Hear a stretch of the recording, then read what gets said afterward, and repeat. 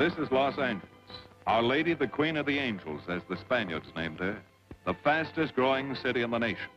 It's been called a bunch of suburbs in search of a city. And it's been called the glamour capital of the world. A mecca for tourists. A stopover for transients. A target for gangsters. A haven for those fleeing from winter. A home for the hard-working. It is a city holding the hopes and dreams of over 2 million people. It sprawls out horizontally over 452 square miles of valleys and upland, of foothills and beaches. Because of that vast area, and because of a population made up of people from every state in the Union, Los Angeles is the largest police beat in the country, and one of the toughest. We're going to take you into the city hall where police headquarters are located. Here in communications are the ears and voice of the police. The lights on the complaint board flash 24 hours a day. Citizens reporting a prowler, a lost child, a man molesting a woman, an auto accident, a wild party. Spend an hour or two here and you will think the whole city has gone berserk. Minute by minute, the orders go out to the radio cars in the far-flung divisions. Watts in Wilshire and West Los Angeles. Hollywood and Hollenbeck Heights in North Hollywood. The work of the police, like that of woman, is never done. This is the case history of a killer, taken from the files of the Detective Division. The facts are told here as they happen. The story properly starts here in Hollywood Division headquarters at 1 o'clock of a June morning last year. Officer Robert Rollins had finished his tour of duty and signed out. It had been a tough day. He'd be glad to get home. His wife would be waiting up for him as she always did.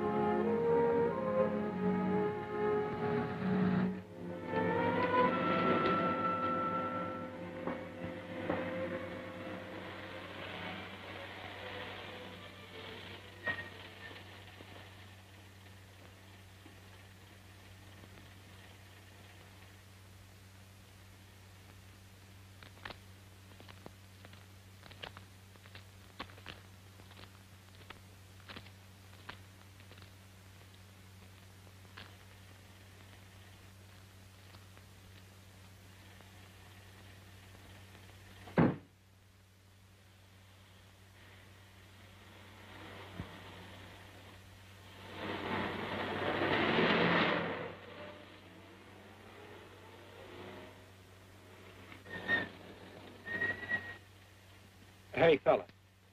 Come here. What were you doing back at that radio shop?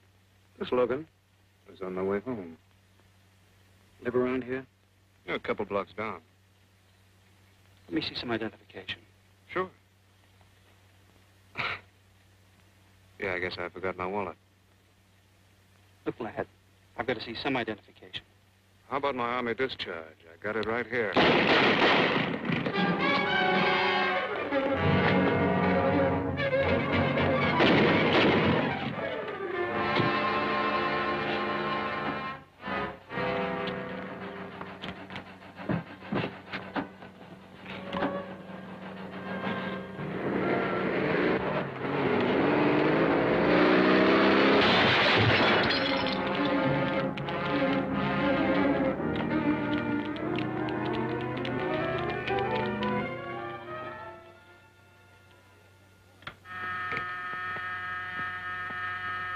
Police Department, Operator 27.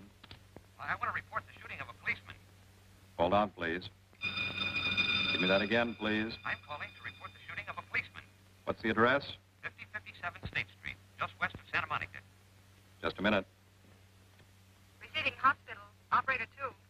Operator 27, 5057 State Street, 5057 State Street. An officer has been shot. Send an ambulance. All units in the vicinity of State Street, Santa Monica Boulevard. Proceed at once to 5057 State Street, 5057 State Street. An officer shot. Code 3.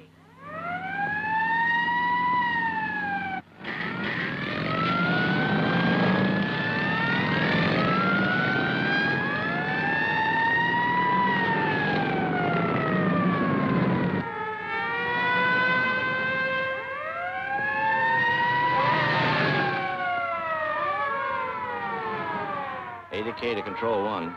Control 1 to 80K. Go ahead. This is Breen. Instruct homicide to throw out a dragnet and pick up all suspicious characters in the area of the shooting. Also notify Sergeants Marty Brennan and Chuck Jones to report to me at the scene of the crime. Control 1 to 80K. Roger.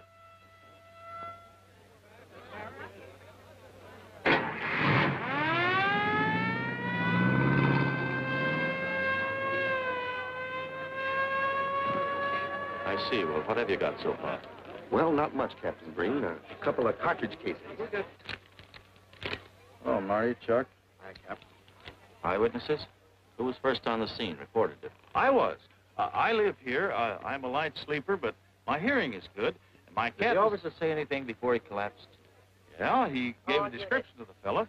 On He the was... shooting of the officer. Suspect is a white male American, age 26 or 7, 5 feet 10 or 11, 155 to 165 pounds, brown hair, regular features, pencil mustache. Repeat broadcast. All units. Is that about it? Yes, sir, exactly. And the officer kept saying, he looked like such a nice kid. He looked like such a nice kid. As if he couldn't believe what had happened to him. I see. Is that all? Yeah. Thank you very much. Yeah, well, anything else I can do, I'd be glad to help you. We may call you. Get his name and address, will you, Bob? This door been checked, Lee? Yeah, it's okay, Captain. Find anything? Nothing but some smudges so far. Found this in the glove compartment. I think it's nitroglycerin. Doesn't look quite right. Well, check it down at the lab. Right.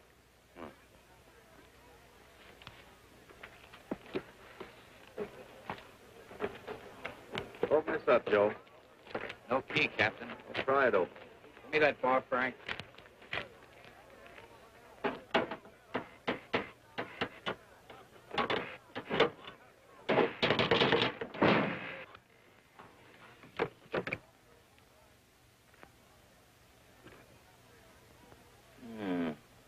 Regular arsenal. Yeah, get a load of that. What is it? I don't know. It looks like some kind of an electrical device. United States Navy. It's either stolen or war surplus. Send all this stuff down to the lab and check the serial number on that Navy equipment. Yes, sir. Captain Breen. We found these in the weeds over by the radio store. What do you got? A pair of cloth gloves, Captain. Well, he thought of everything, didn't he? All right, give them to one of the technicians. Yes, sir. Marty, you and Chuck come along with me. Let's go downtown and see what they picked up in the dragnet. Right.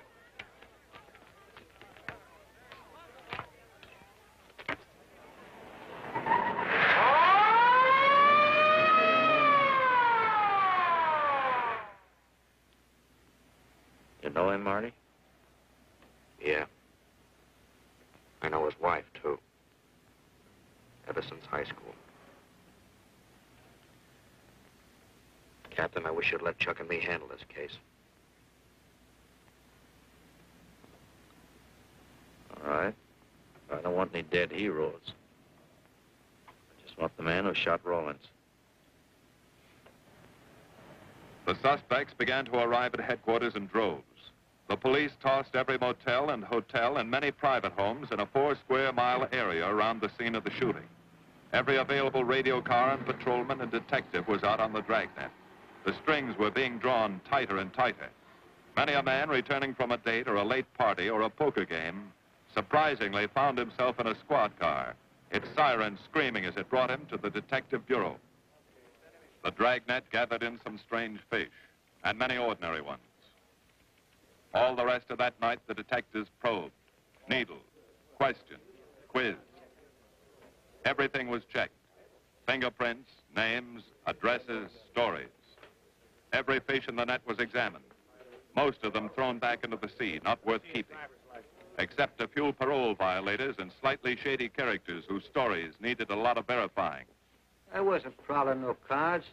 Just taking a walk, you know, getting in condition. You were running when the radio car picked you up. Yeah? Maybe that's why the guys call me Punchy. He's got a point there. 2 felony convictions, no warrant, no warrant. He's on parole. Book him, violation of parole. Let's have the next one, Joe. What were you doing in that vacant lot? The vacant lot. Lot? What were you doing in it at that time of night?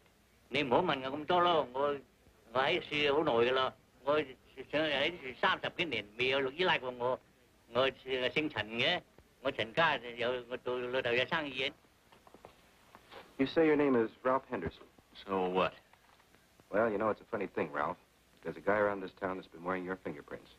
Only his name is Pete Hannon. Okay. So I'm dead. So what's one more confession in my life?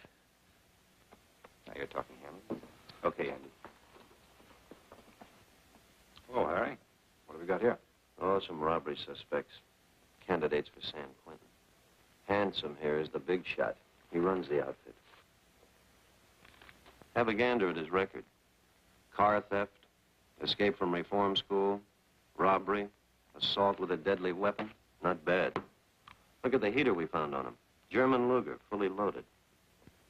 Redhead here tried to carve up one of the arresting officers with this pretty toy. Nice boys. By dawn, many minor wrongdoings had been uncovered, and a few incipient felonies. The checking of the suspects had been thorough, painstaking, and tedious. But all the work was for nothing. The man who had shot Officer Rollins was not among them. He remained no more than a description, a shadow of a man, mysterious, elusive, deadly, hidden away somewhere in the vast city. As for Rollins himself, he couldn't help. He was in a coma at receiving hospital. Mrs. Rollins waited out the long, tense hours while her husband fought to live. Many another officer's wife had so waited. Many another will. The word came shortly after sunup.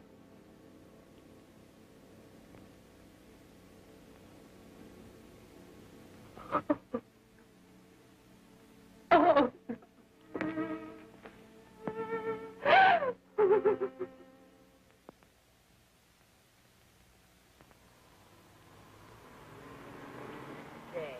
A white male American, 26 or 7, 5 feet 10 or 11, 155 to 165 pounds, brown hair, regular features, pencil mustache.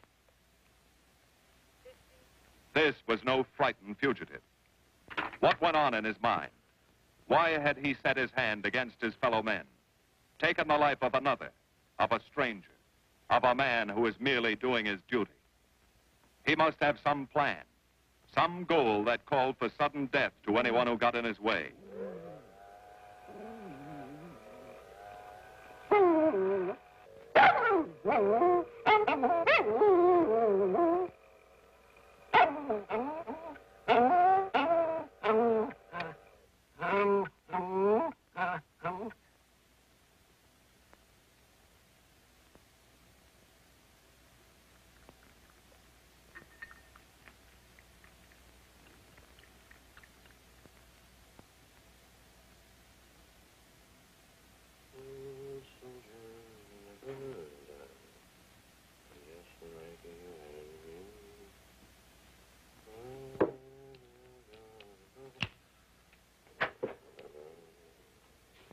Good morning, boys.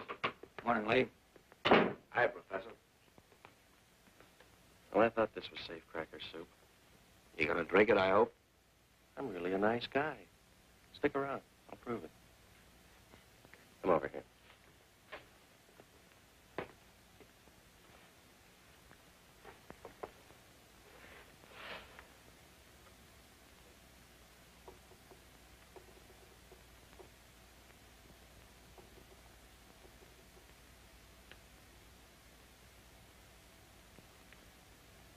Hold this for me, will you, Chuck? Thank you. Now, if you'll hand me that hammer, Marty. Thank you.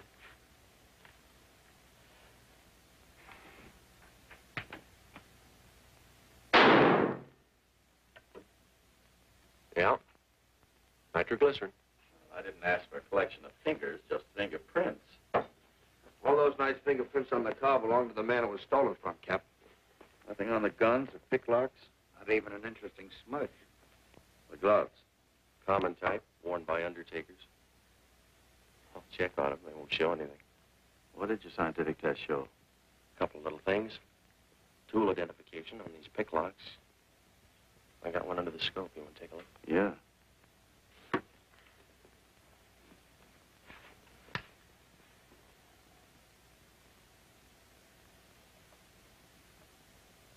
Take a look. I see. Well, it seems to tie the tool up with the lock. If that microscope could only tell us who did it. I'm working on that. No, only an amateur would carry that liquid dynamite in a car. This boy's no amateur. Took the precaution of desensitizing it so it'll take normal shock. Took a lot of other precautions, too. No fingerprints, no identification, nothing definite. Except his scientific. Knows electricity. Is inventive. Yeah. Happy on the trigger. This is Captain Breen. Get me Captain Stevens a burglary, will you? I hate to disappoint you, Lee, but I think you've come up with something. Hello, Steve. How are you? Did your daughter's marriage come off all right? Good.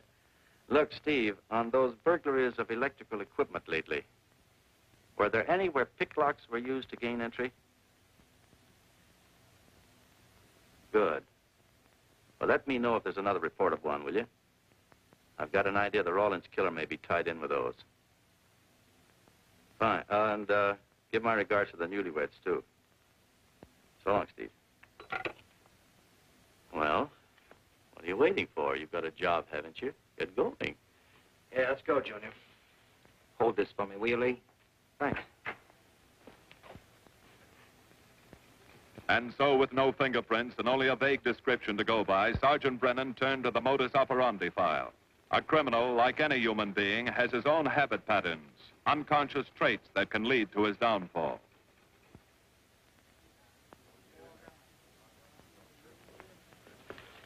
Well, they are, Junior.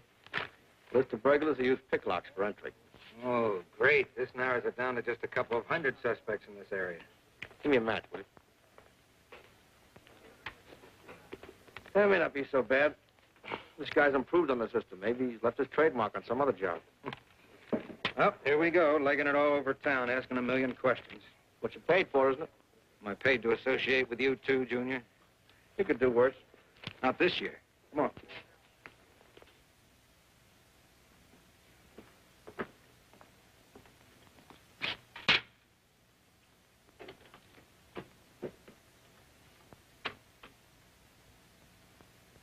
Car 12, car 12, in the 10,000 block on Mississippi. A 394-15 disturbance.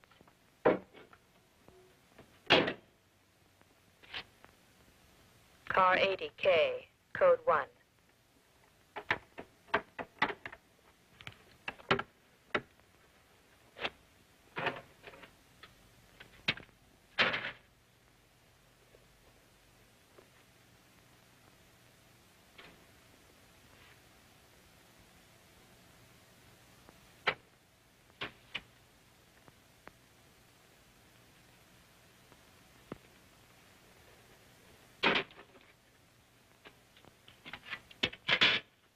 All units, on the broadcast of the suspect arrested in the shooting of Patrolman Rawlins.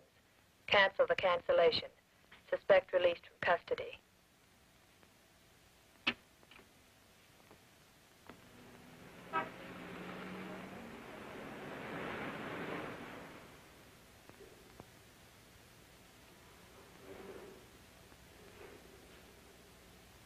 Oh, hello, Mr. Martin. You find Mr. Reeves in the machine shop.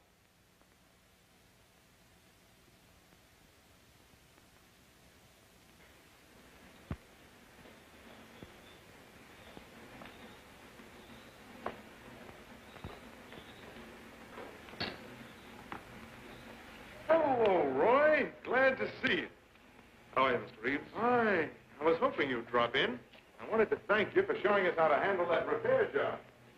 Helped a lot.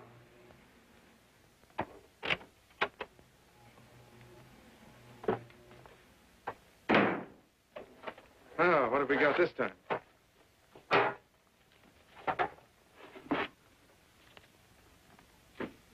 Sewer grass.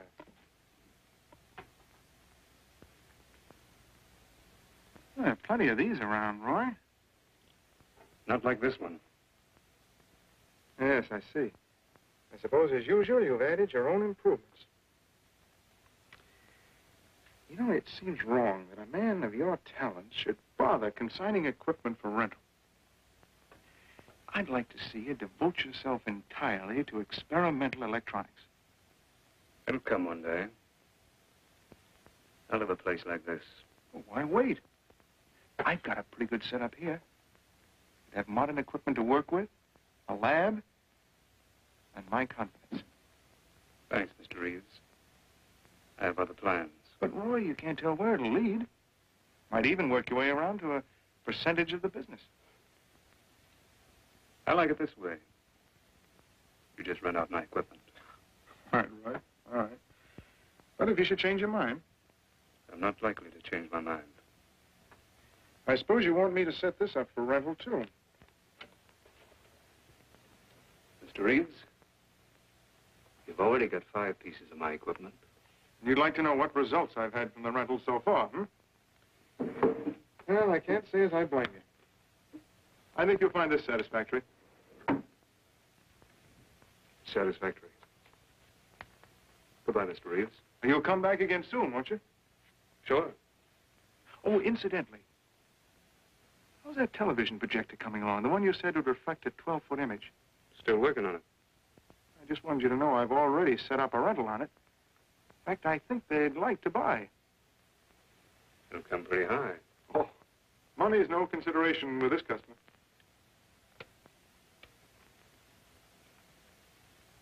Tell him he can pick it up tomorrow. I thought you said it wasn't finished yet.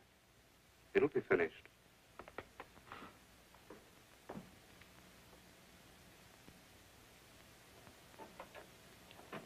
It uses an image fixer and then projects by ordinary incandescents.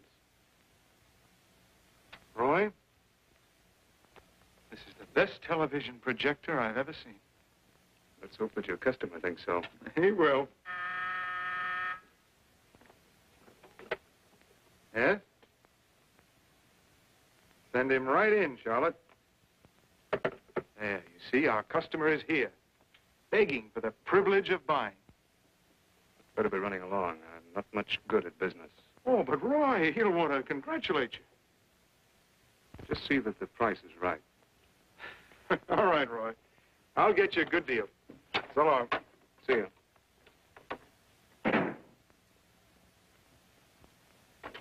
Well, Mr. Dunning, come in.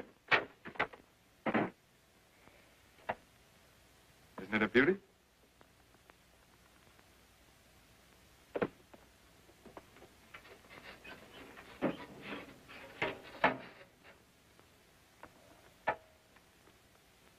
It's a beauty, all right. You like it? I certainly do like it. You see, it's mine. What do you mean? Let me have the police. I built it. Spent years on it. Oh, you must be crazy. Roy built this machine himself. Your friend's a crook, Paul. You've been taken in. Hello? Give me the burglary detail. Dear Jim, regarding your inquiry on a .38 caliber Smith & Wesson revolver, oh, come in, boys. Burglary detail just sent this report through. It's a man named Dunning reports tracing a stolen television projector to the Reeves Electronics Lab. Think it's a tie with the Rawlins case? Well, take a look at this fellow Reeves and see what it gives. I'll notify burglary we're following up on it. Right. Come on, Junior. What else did he place with you for rental? Oh, a number of things. All war surplus that he bought on his veterans rating. Oh, is this more of his equipment? Yes. Yes, he left it here on consignment. I'm sure that Roy can explain everything. Well, maybe he can, Mr. Reeves, if you'll tell us where he lives. But I don't know. Mr. Martin's on the phone, sir. I'd better talk to him. I think so, Mr. Reeves. I'll take it in the superintendent's office.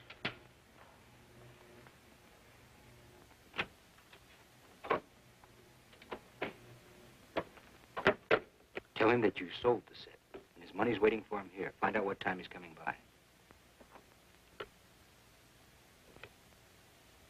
Put Mr. Martin on.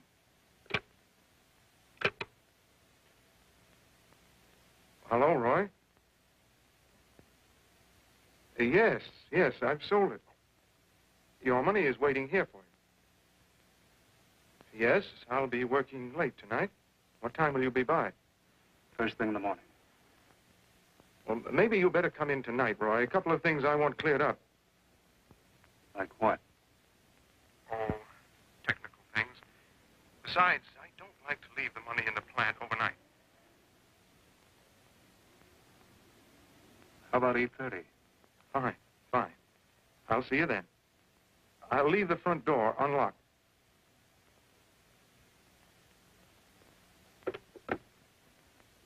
You'll be here at 8:30.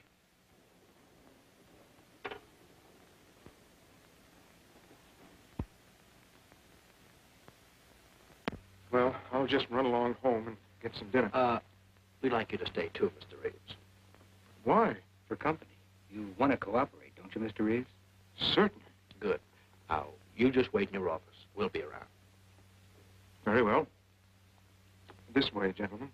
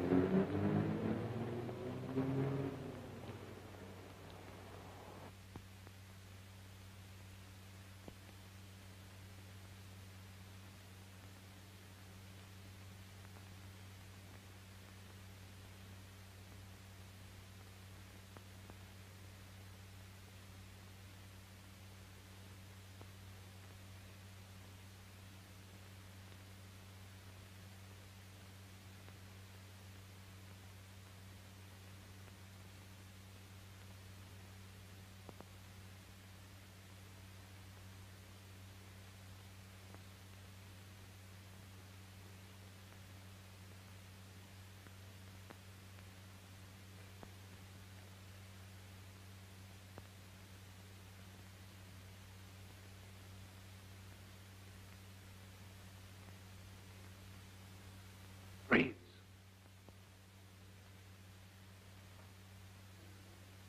Is that you, Roy? Go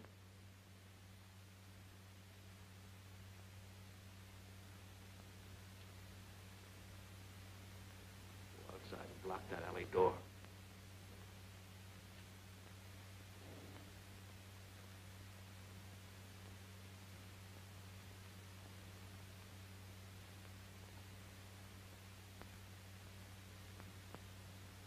Where are you, Roy?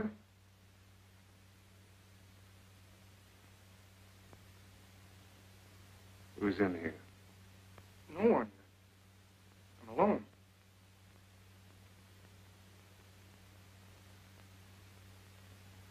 Come on in. I've got your money for you. Bring it out here. All right. Just a minute.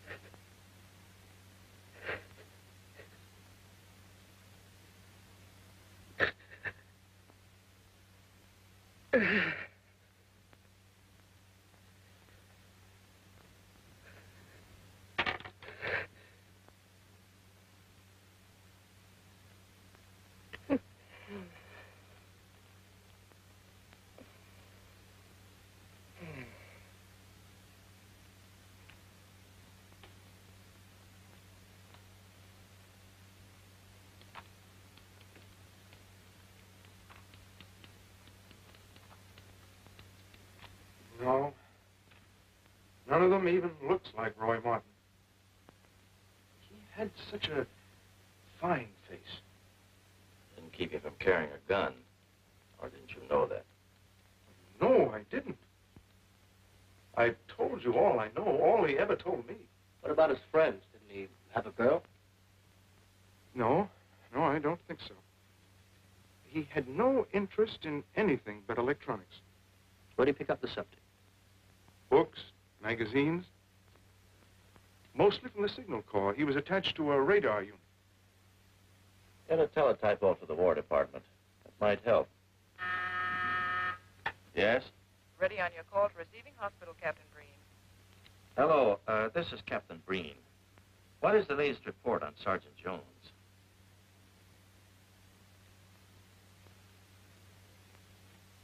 I see. Well, let me know if there's any change, will you? Thanks. Chuck's in pretty bad shape, Marty. He's paralyzed. May never walk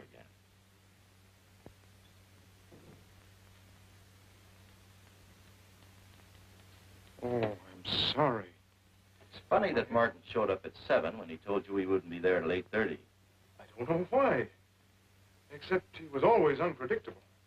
I'll tell you why. Because you warned him. That's why he came early. That's why he came in the back way. But you heard me tell him the front door would be open. And the key didn't let him in the back way? He must have had one made. Why don't you tell us the truth? Marty.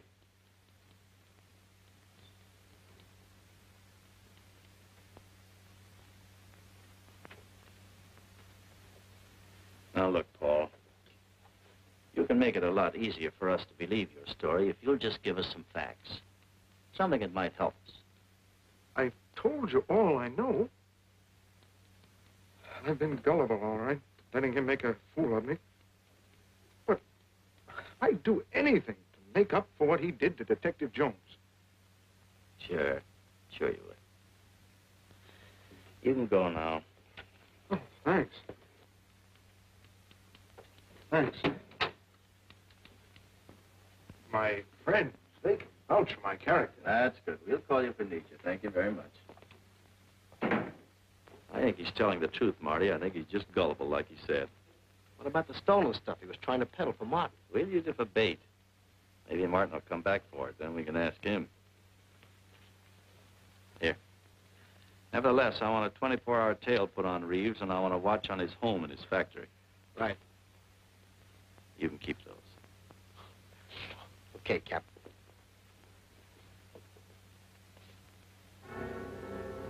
And now the killer changed his tactics, his modus operandi. It would baffle the police.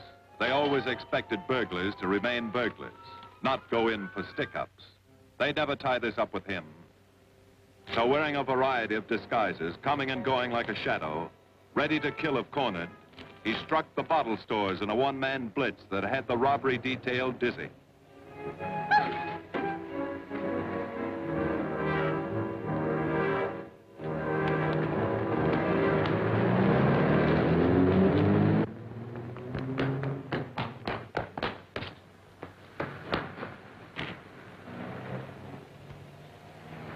The killer, always resourceful, always thinking along lines that would baffle his hunters, had discovered an ideal avenue of escape.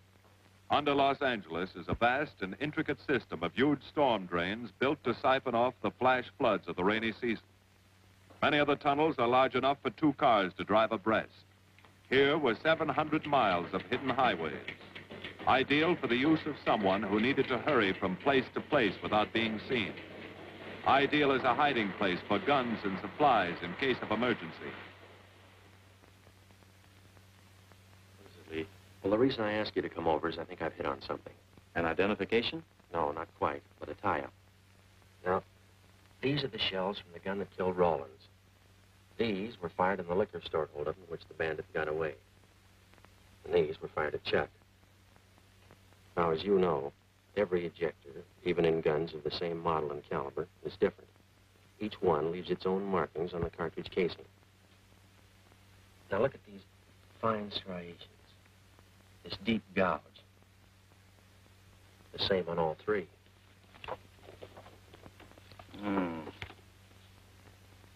In other words, the man who killed Rawlins, and the man who shot at Jones and Brennan, the stick-up who's blitzing the liquor stores are all the same man. Right.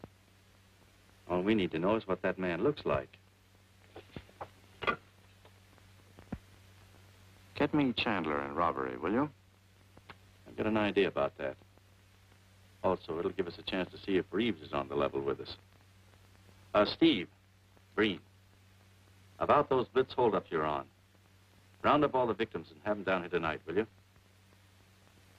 Oh, it's just a little scheme. Thanks, Steve. That's good. Now sketch another one of the same type, only this time thin it out a little, huh? All right. Hi, Lee. How's it coming? You ready for tonight? We'll be ready. Think it'll work? It should. Where'd you get the idea? From a kidnapping case in Chicago. I thought these slides might be an improvement over the method they used. Could be. Captain thinks so. Good evening, ladies and gentlemen. May I have your attention for a moment, please? You've all been asked to sit in on a little experiment tonight. We're going to try to build a picture of a face. A face of a man who's cunning, resourceful, and deadly. He's a man who killed a police officer. Now, some of you he held up at the point of a gun. You may have seen his face, remembered something about it. And we want you to tell us exactly what you remembered. Whether it's his hair, eyes, nose, or mouth. And we're going to try to put those pieces together so that they add up into a picture of the face of the man we want. Now, you can see how we're depending on you. Lights? Now, first, we're going to concentrate on the type of hair our man had. And if the picture looks anything like his hair, I want you to speak right up. All right, the first slide, Lee.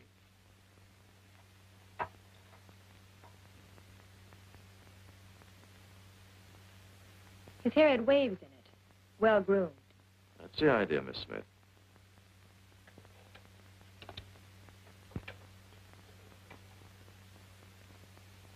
Is that any closer? No, it was parted on the side.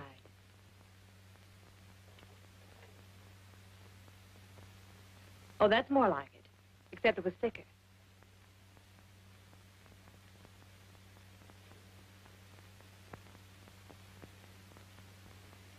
Oh, that's very close. Yes, that's the way his forehead looked. It was broad and high. All right, hold that slide. On the next series of slides, we'll take into account his eyes.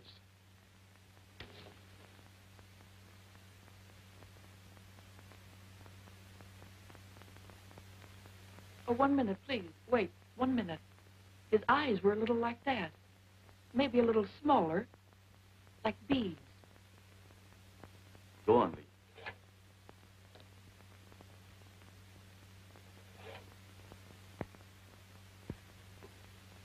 Now you've got it. Now hold that slide, Lee. Anyone else? That looks like him, only a little madder. He had a patch over one eye when he come into my place of business. I remember noticing that the one showing was blue. Well, the guy that stuck me up had on horn-rimmed glasses. He was wearing a Band-Aid across his nose when he knocked me over. Uh-huh. All right, hold that, Lee. Well, so much for the eyes. Go ahead.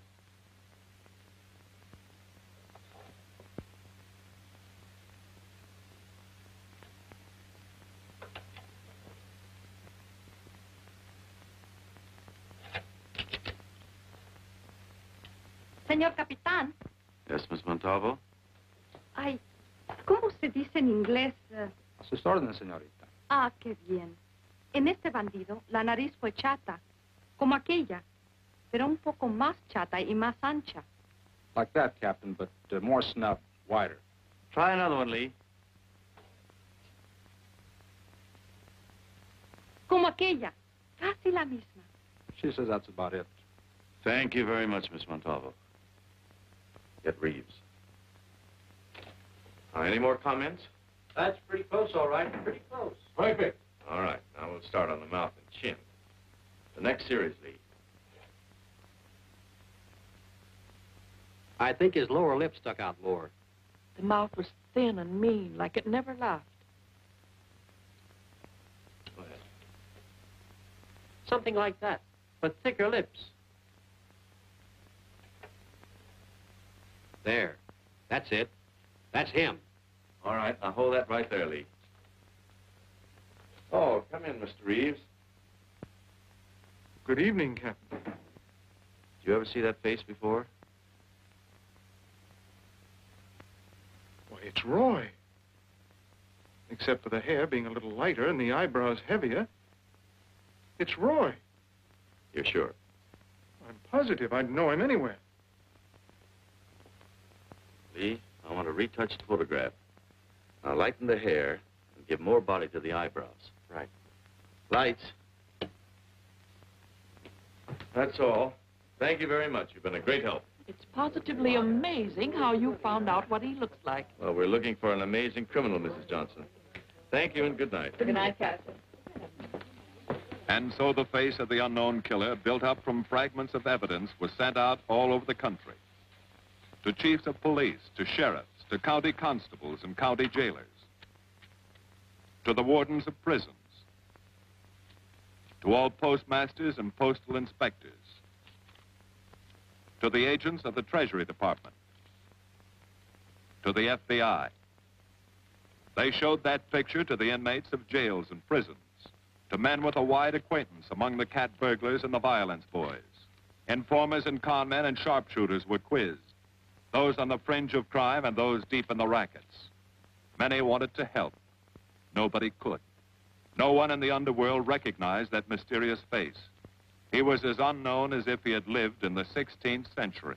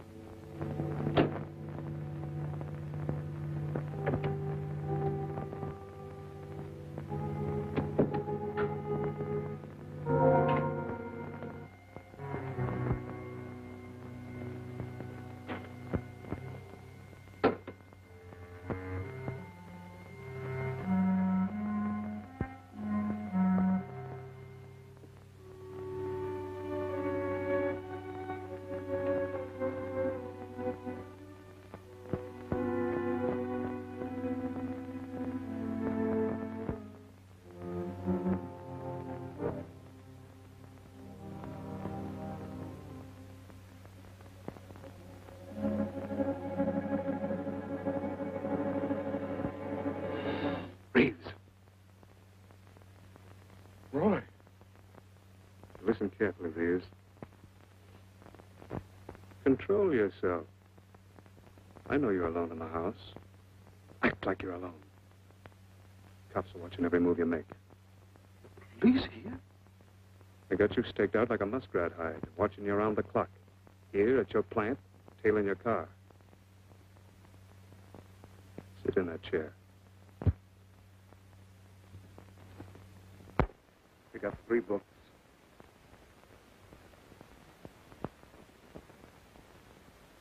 Don't look up and don't answer me. All right. So glance at the book.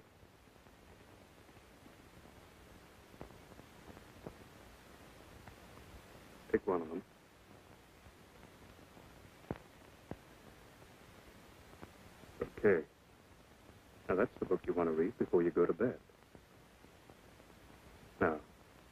Get up and turn off the lamp.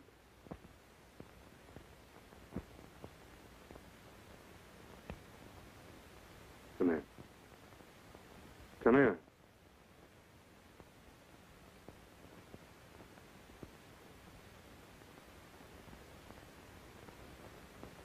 Go in the den.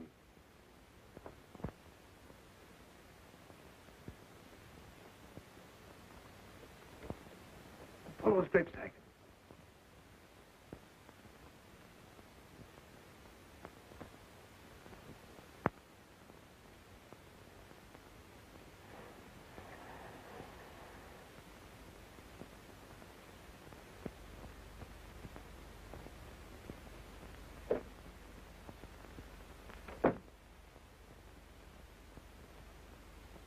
Get away from him.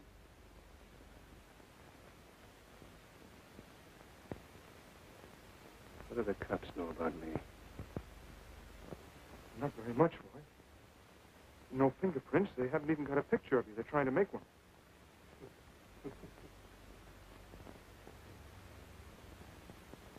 How much cash you got in the house? None.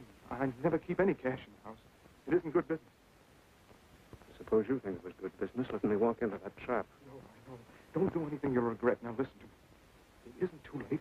Give yourself up. Come to your senses before you kill someone else.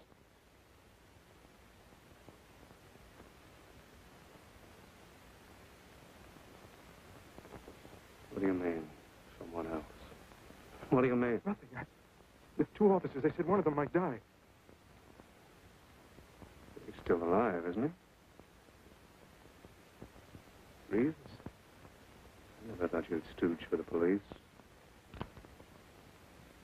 You almost got me killed. Look, Roy, you know the police are right outside. You'd never get away with it.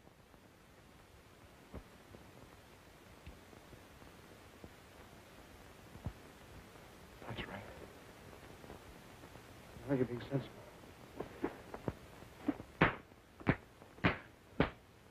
I know there's money here. Where is it? Don't worry. I'll get it.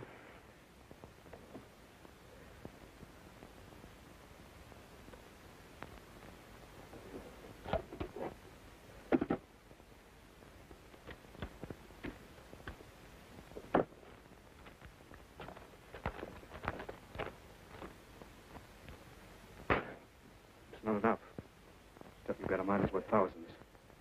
I'll get more. Get it. Keep it handy. I'll be back next week and next month. But get it and have it ready. Just give me time.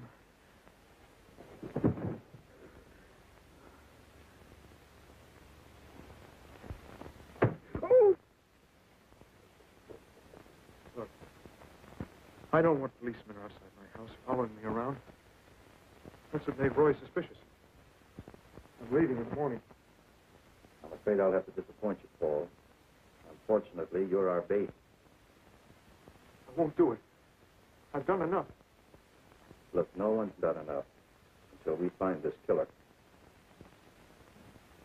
I asked you to keep a sharp lookout on this house, Marty. I did. Two of the best undercover men in the department were assigned here. I didn't keep Martin from getting in. What's the matter? You tired?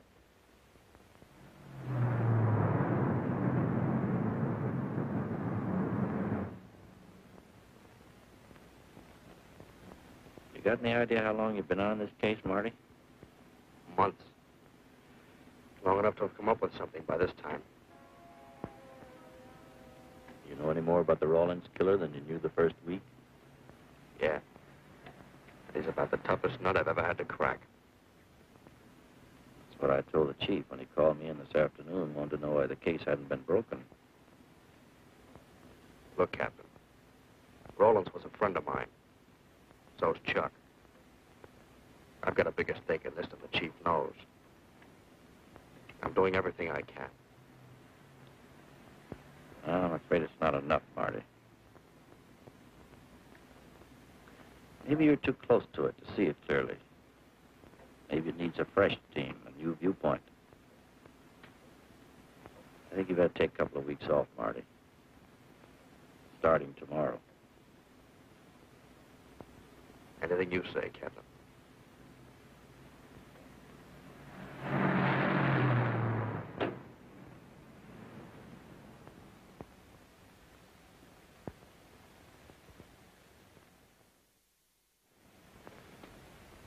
Hiya, Marty. Hi, Chuck. Meet Miss Scanlon, my new bodyguard. He's the one I've been telling you about. Oh, you mean the one with the steel trap brain? How do you do? Hello. Say, this guy been behaving? After a fashion. See, she takes me out in my go-kart, puts me to bed, wakes me up, dresses me. You're perfectly capable of dressing yourself now, Mr. Jones. I'll be back in a few minutes. Well, how's it been going, Junior? Oh, pretty good, Chuck, pretty good. Is that why you're off the case? How'd you know? Breen was in to see me this morning. Oh. Suppose he also told you they put a new team on the case. He told me everything. Yeah. Let's see what his new boys dig up. Well, maybe they'll examine the facts of the case a little more carefully. What facts? That our man's sharp, that he's intelligent and works alone, that he has no record, never leaves a fingerprint and knows every move we make? Sure, plenty of facts, only they add up to nothing. Sure, forget it. You got yourself a 10-day vacation. Go on down to the beach, get a suntan. By the time you get back, the case will be broken. Isn't that what you want? You know better than that. All I know is what I hear. You sit there batting your gums about how the old man let you down. Maybe he's trying to wake you up. He's got a funny way of showing it. There you go, flying off the handle. Always taking things for granted. I wish I could get up and boot some sense into you. He knew what this case meant to me. He still does. That's why he's trying to get you mad enough to do something about it. You don't really figure that's his idea, do you? I know it is. Ah, it's a tough case, Chuck. Not an angle, nothing to go on. You'd know what I meant if you were out working with me. I have been working with you. That's all I've had to do lately, just sit around studying what little facts we have, trying to figure out who he might be. You know the kind of a guy we're up against, then. I tell you, Chuck, this guy's a genius the way he operates. As if he were right there with us every time he go out after a lead. Oh, sure. Breen's been tipping him off just to make you look bad. Yeah, almost like that. Well, he beats us to the punch every time. There's your angle. You just hit it on the head, but you don't see it. Look, start at it. 1, he's unknown to the underworld. 2, he beats you to the punch, right? And 3, it's almost as if he were with you. Isn't that what you said? Yeah. Well, tie that up with a lot of other little things, like the fact that he uses a police gun and the accuracy of the shooting. Anybody could buy a police gun, and the Army could have taught him how to shoot. Yeah, but who taught him how the police operate? Oh, I know what you're driving at, Chuck. But a cop. Those things happen. Yeah. Now, if I were still in the case, I'd start with our own department first, then Santa Monica, Culver City, Burbank, Pasadena. See you later, Junior. Hey! Don't let him out of your sight, beautiful. It's the first time in years he's used his head.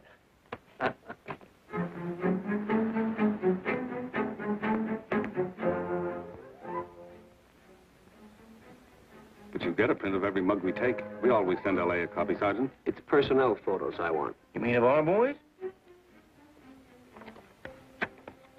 That's Roland's killer, isn't it? That's right. You've checked your own department. We did that first.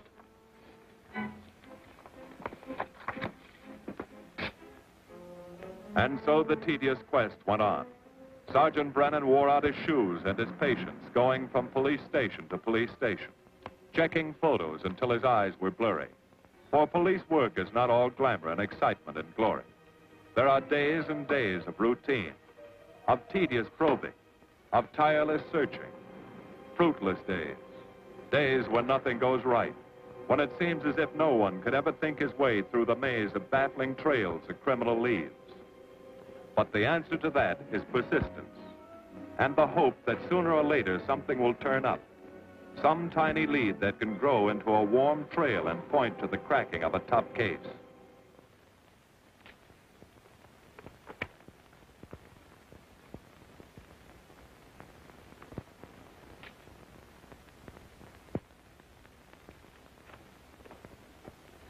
Well, that does it, boys.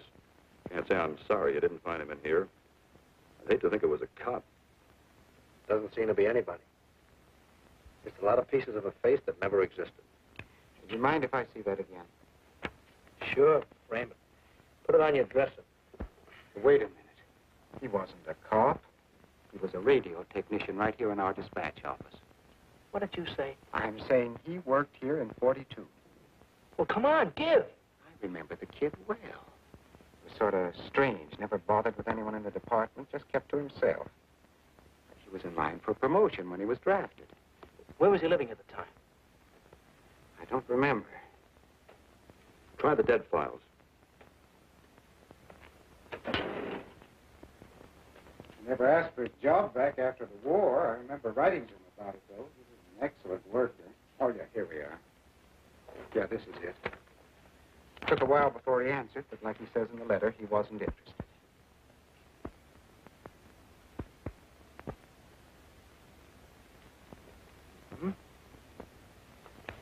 Postmarked Hollywood. No return address. What do you want us to do? All the work? Oh, thanks a lot, Freddie. Remember, he was a civilian employee.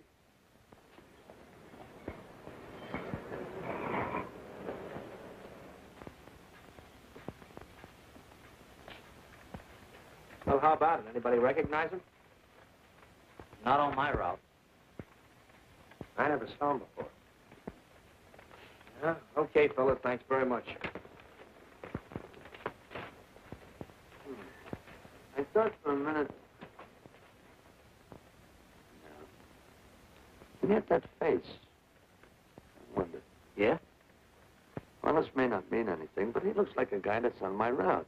He never gets any mail, but I see him around there all the time. He lives in one of the courts. Where? Come on, I'll show you. It's not that easy. What time does your route take you past those courts? About 9 o'clock. Why? Just thinking.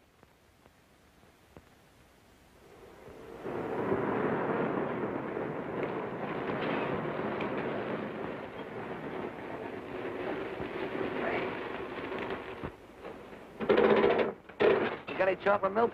Sure have, buddy. Yeah. Thanks. Which apartment? Straight on back. Second in the yell. Number 7. Right. Kind of warm today, huh? Oh, it's not too bad for this time of the year.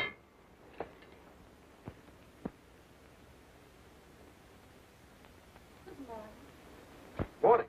You're new in the route, aren't you? We had a substitute. What happened to the other fellow? Sick. Oh, what's the matter with him? I don't know. I catch everything. Hear about it on the radio, and next morning I've got it. Too bad. You aren't very social. The regular fellow always stops and talks to you. Sorry, lady, I'm a little late this morning. I was hoping maybe you could help me. There's something very funny going on in this court. Yeah? I was scared to go to the police with it. I thought maybe I might be poisoned. What? Yeah. By the manager. She's a witch. He's a what? A witch. She puts poison in my milk.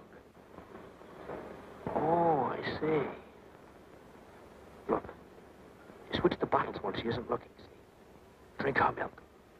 Then you'll be safe, right?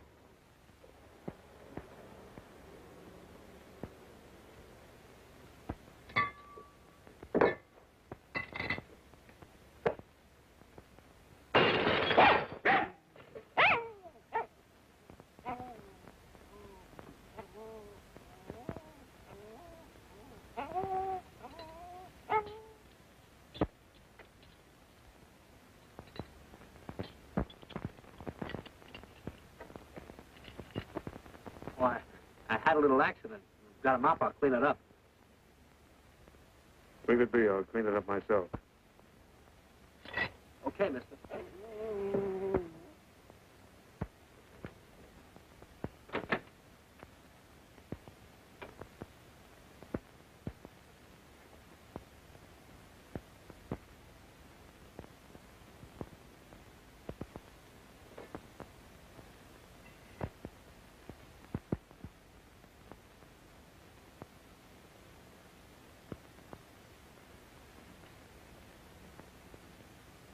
The place is called Bellevue Court. I drew this from memory, but it's pretty close. That's where he's hiding out, right there. You sure he's our man, Marty? Captain, I couldn't go wrong on that face. He's our man.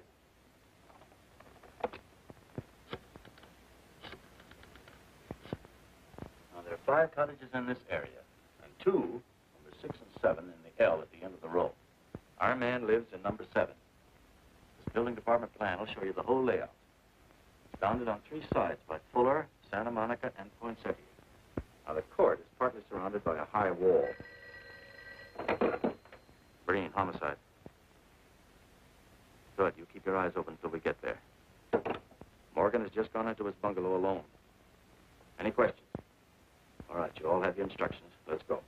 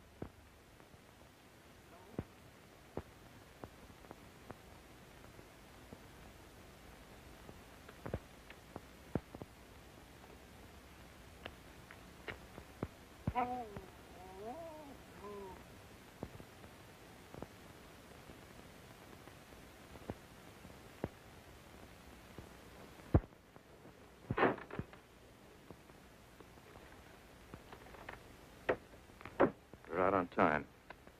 Wait 5 minutes. Go around and block the side entrance. Keep your lights off.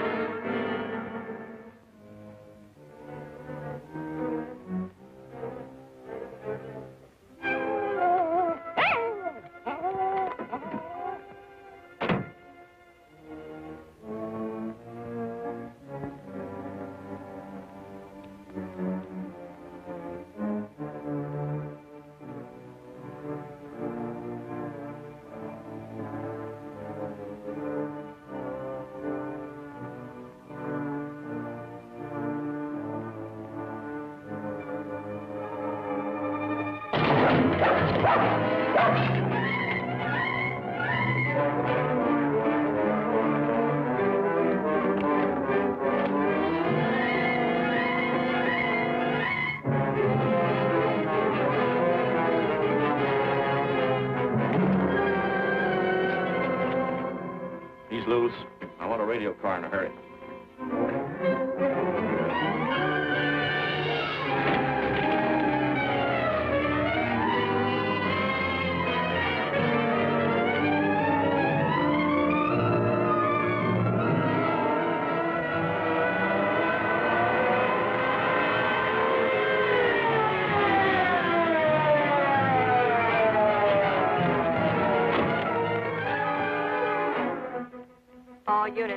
All units in the vicinity of Santa Monica and Fuller.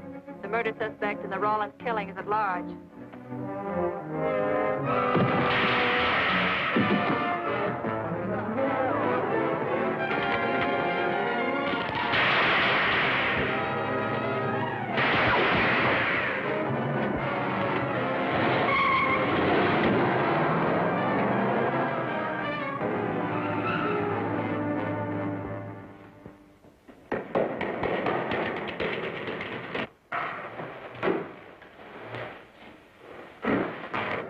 I want a map covering the storm drain system in this area.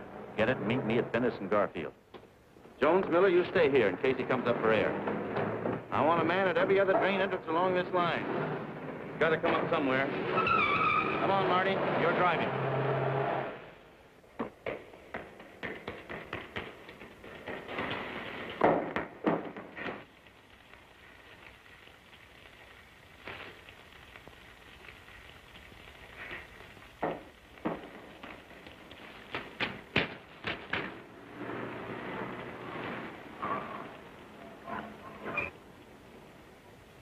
Keep this drain covered. It's liable to pop out anywhere.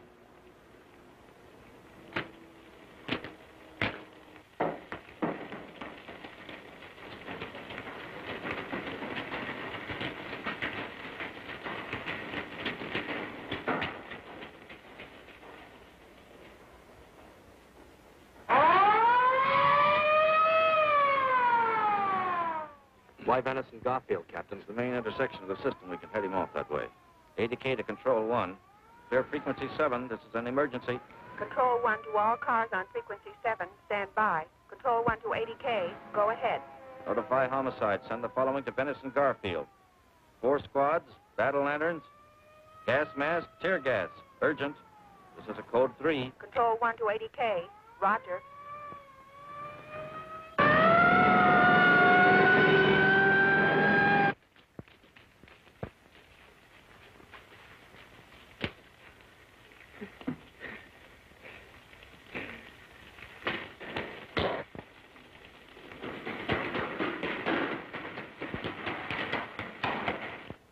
Probably head down this main drain to where it comes out at the Rio Hondo.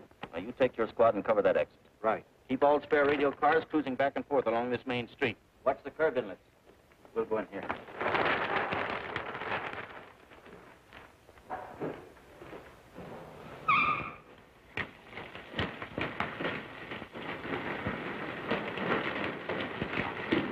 Any sign of him?